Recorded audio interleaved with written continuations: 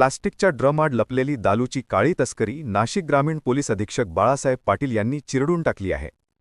मुंबई-आग्रा राष्ट्रीय महामार्गावर कोकणगाव उड्डाणपुलाजवळ पिंपळगाव बसवंत पोलीस ठाण्याच्या हद्दीत दारू माफियांचा मोठा डाव फसला असून तब्बल 20 लाखांहून अधिक किमतीचा विदेशी मद्यसाठा पोलिसांनी जप्त केला आहे.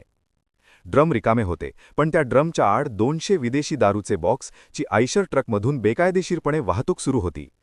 दीव दमणमधून नाशिककडे चाललेली ही तस्करी स्थानिक गुन्हे शाखेच्या पोलीस निरीक्षक रवींद्र मगर यांच्या व पथकाच्या सापळ्यात अडकली आणि तस्करांच्या मुसक्या आवळल्या गेल्या. या धडक कारवाईत राजस्थानचा तस्कर रंगेहात पकडला. 26,66,000चा मुद्देमाल जप्त करून दारू माफियांना नाशिक ग्रामीण पोलिसांनी काळ्या विक्रीच्या दारूला थेट नो एंट्रीचा इशारा दिला आहे. राज्य आणि राष्ट्रीय महामार्गांवर सुरू असलेल्या अवैध मद्य तस्करी विरोधात पोलीस अधीक्षक बाळासाहेब पाटील यांच्या आदेशानुसार कारवाईचा चाबूक सुरूच असून नाशिक जिल्हा आता तस्करांसाठी धोक्याचा घंटानाद ठरत आहे. पण प्रश्न एकच आहे, ही साखळी कुठवर जाते?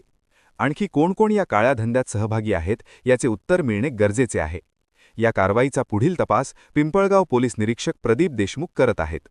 सावधान, अवैध धंदे चालकांनो! नाशिक ग्रामीण पोलीस मद्य माफियांविरोधात युद्धपातळीवर मैदानात उतरले आहेत. नाशिक जिल्हा कायद्याचा बालेकिल्ला. Rushali Solanki, bureau report, Nashik. दिनांक 20 रोजी नाशिकवरून धुळेकडे जाणाऱ्या साईडला एक आयशर टेम्पो ज्याच्या संदर्भातली गोपनीय माहिती मिळाली होती, त्याचा पाठलाग करून ती पकडण्यात आली. त्यामध्ये LCPचे प्रभारी अधिकारी आणि त्याची टीम कार्यरत होती. त्याच्यामध्ये व्हेरिफिकेशन केल्यानंतर त्यामध्ये दीव दमन या ठिकाणून अवैध मद्यसाठा हा त्याच्यामध्ये आढळून आला.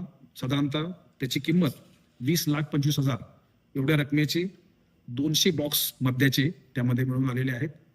हे वाहन दमनवरून कोणत्या ठिकाणी चाललेलं होतं, या संदर्भात वाहनाचा माल घेणारा आणि पाठवणारे कोण व्यक्ती आहेत या संदर्भातला तपास हा पिंपळगाव पोलीस स्टेशनचे प्रभारी अधिकारी करत आहेत.